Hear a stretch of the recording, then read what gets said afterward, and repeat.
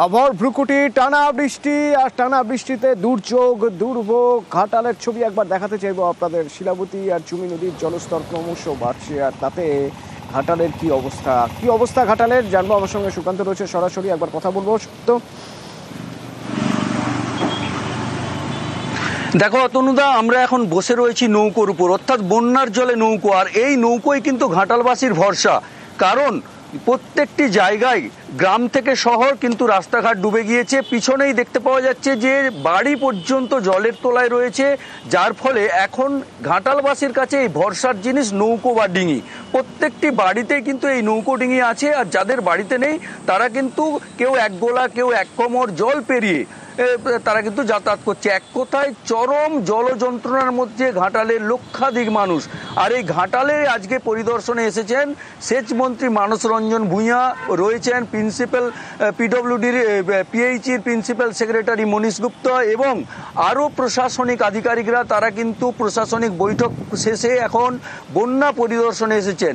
এক কথায় ঘাটাল শহরের, অর্থাৎ ঘাটাল পৌরসভা 13টি ওয়ার্ড এবং ঘাটাল ব্লকের প্রায় 8টি গ্রাম পঞ্চায়েত এলাকা প্লাবিত রয়েছে। জল কিন্তু এখনও বাড়ছে অতনুদা। ঘাটালের শিলাবতী এবং ঝুমি নদীর জল বাড়ছে, তাতে যেমন দুশ্চিন্তা বাড়াচ্ছে ঘাটালবাসীর, অপরদিকে মহকুমা প্রশাসন জেলা প্রশাসনেরও কিন্তু দুশ্চিন্তা বাড়ছে।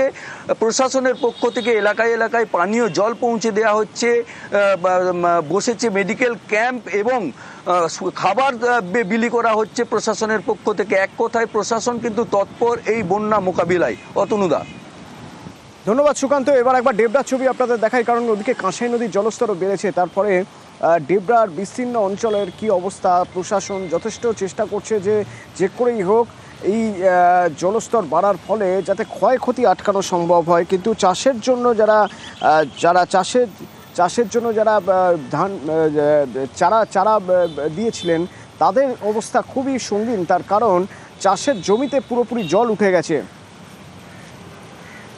নদী কখন বেড়েছে? কাল রাত থেকে বাড়ছে। কতটা বেড়েছে? খুব বেশি বাড়েনি, সামান্য বেশি বাড়ছিল, এখন আবার দাঁড়িয়ে গেছে। আর কি বাড়বে বলে মনে হয়? যাচ্ছে নিয়ে এখন উপরের ব্যাপার, এখন জলটা দাঁড়িয়ে গেছে। কাল রাত থেকে এখনো অবধি জলটা একই রকম আছে? একই রকম আছে, রাত থেকে বাড়ছিল, এখন বেশি জল দাঁড়িয়ে গেছে। এবার দাঁড়িয়ে গেছে, এরপর জলটা বাড়বে না কমবে এটা বলা মুশকিল। অফিসে খবর আছে কিনা বলতে পারবো না আমরা, কিন্তু আমাদের কোনো খবর নেই। ওদিকে তারাফেনী আর ভৈরব বাকি নদীর জলস্তর বাড়ছে, আর তার ফলে যা হয়েছে তা হলো ঝাড়গ্রামের সঙ্গে বাঁকুড়ার যোগাযোগ একরকম বিচ্ছিন্ন হয়ে গেছে। নদীর জলে বিনপুর 1 এবং 2 নম্বর ব্লকের একাধিক গ্রাম বিচ্ছিন্ন, একাধিক এলাকা ভাসছে।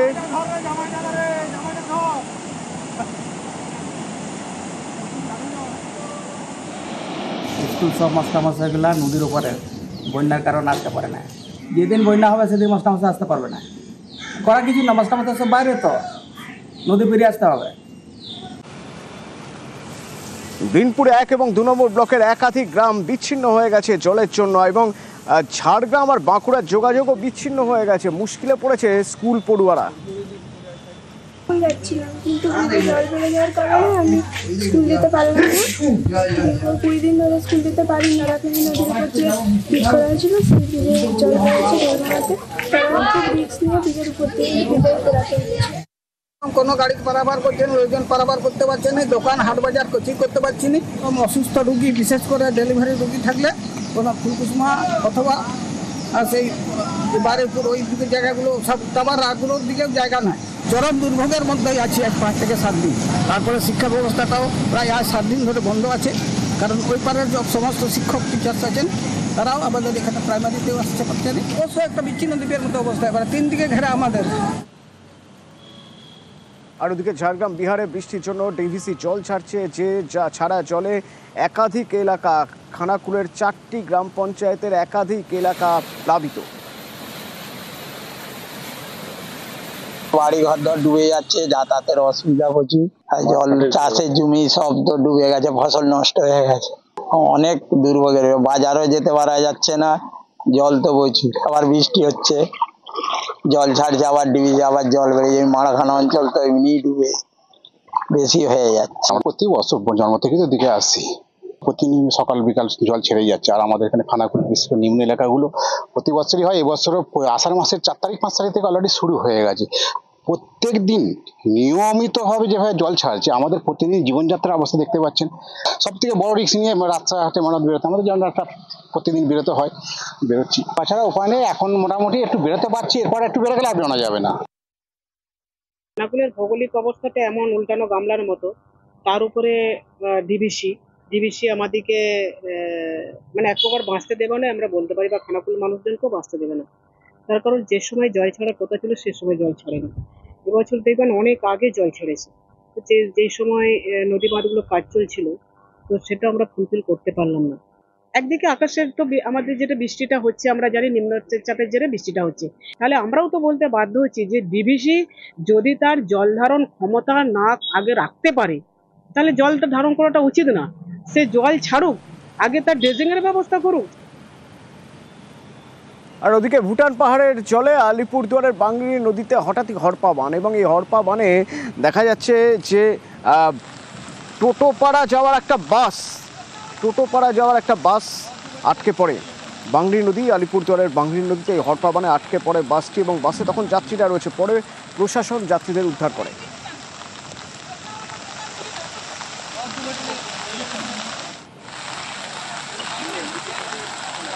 ভুটান পাহাড়ের জলে হঠাৎই বান আসে আলিপুরদুয়ারের বাংরি নদীতে। হড়পা বানে আটকে যায় টোটোপাড়া যাওয়ার একটি বাস।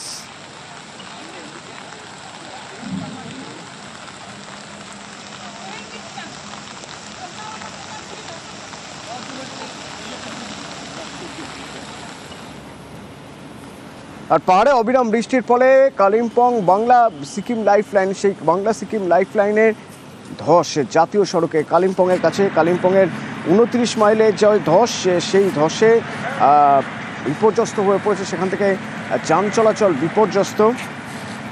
অবিরাম বৃষ্টি হয়েছে, তাতে বাংলা সিকিম লাইফলাইনে ধস কালিম্পংয়ের 29 মাইলে।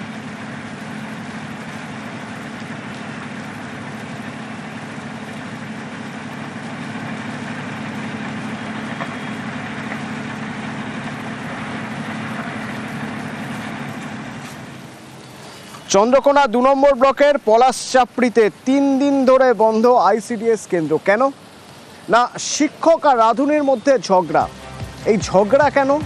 কারণ শিক্ষকের দাবি যে পুষ্টিকর খাবার, যে খাবার আইসিডিএসে দেওয়া হয় সেই খাবার নাকি চুরি হচ্ছে, এবং সেই চুরি কে করছেন না, রাঁধুনি নাকি চুরি করছেন। তাই এই শিক্ষক আর রাঁধুনির এই ঝগড়াতে দেখা গেল 3 দিন ধরে আইসিডিএস কেন্দ্র বন্ধ হয়ে রয়েছে।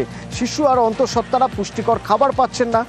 চন্দ্রকোনা 2 নম্বর ব্লকের পলাশচাপড়ির এই ঘটনায় আইসিডিএস খোলার দাবিতে এবার প্রশাসনের দ্বারস্থ গ্রামবাসীরা। সব ভুল, উনি যা বলছে বানিয়ে বলছে। কাকে জানিয়েছেন? সবাই জানে, দিদি সুপারভাইজার দিদি জানে, স্যার জানে, সবাই জানে। কিন্তু আপনাদের দুজনের দ্বন্দ্বে এই ধরনের একটা আইসিডিএস কেন্দ্র বন্ধ আছে, প্রত্যেক দিন চাল ডাল বরাদ্দ হচ্ছে, আপনারা কি ঠিক করছেন বাচ্চাদের এই বিষয় নিয়ে? সেটি আমি আর সহায়িকার কি জন্য বন্ধ, না হচ্ছে ম্যাডামের জন্য বন্ধ? ম্যাডাম যা বলছে আমার কাছে আর বলার কিছু নেই। এই তো চাবি আছে, আমি এই 3 দিন এসেছি, এখানেই আছি। আমি কি করব বলুন না, সহায়িকা আমি তো, আমার কাছে চাবিকাঠিও নেই, আমার কাছে কিছু নেই। আমাকে বার করে দিলেই তো আমি রান্না করবো, যেমন দিদিমণি আগে বার করে দিয়েছে, আমি রান্না করে দিয়েছি। এখানের হেল্পার, ওখানে হিরাপাল বলছে আমাকে ভাতের দিনে 70টা ডিম মেরাবে, তার মধ্যে 50টা সিদ্ধ হবে, 20টা কাঁচা, 20টা 10টা আমার, 10টা তোমার। আর খিচুড়ির দিন 40টা ডিম মেরাবে, 25টা সিদ্ধ হবে, আর 15টা থাকবে, তোমার হাফ আমার হাফ। তাহলে তুমি টিকতে পারবে, নাহলে আমি তোমাকে চোখের জলে নাকের জলে প্রতিদিন আমি কাঁদি ছাড়বো। আমি চাকরি স্যার ছেড়ে দিয়েছি, সিটিপিকেও জানিয়ে দিয়েছি, সুপারভাইজারকেও জানিয়ে দিয়েছি। আমার হাজবেন্ড চাবিকাঠি দিতে এসেছিল, উনি নেননি, বলছে আমি লুবনি।